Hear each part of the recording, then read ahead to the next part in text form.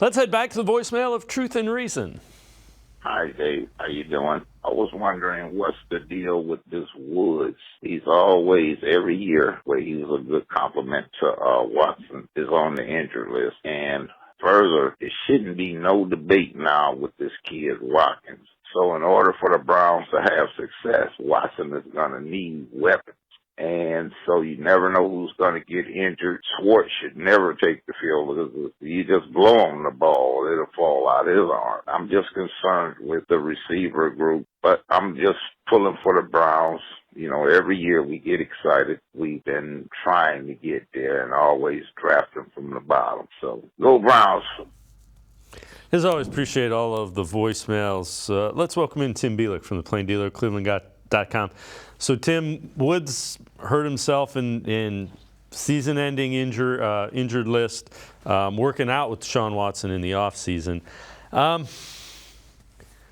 get the idea about the wide receiver room because it's somewhat unproven, but Donovan Peoples-Jones was pretty good. Cedric Tillman looks pretty good. Elijah Moore, you have enough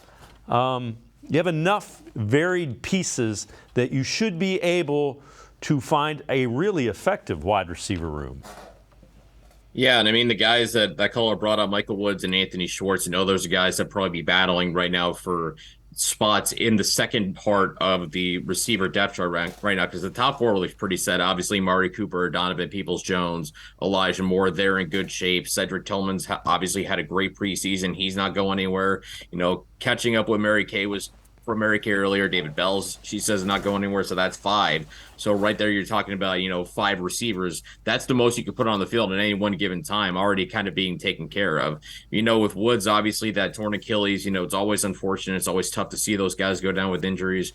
And with Anthony Schwartz, he did look better in that last preseason game, but, with just so much, competition in front of him, not a lot of spots, it's just going to be tough for him to, find a way onto the field. He really needed to have an amazing preseason, and those first 2 preseason games continue the struggles that he had a year ago in the preseason.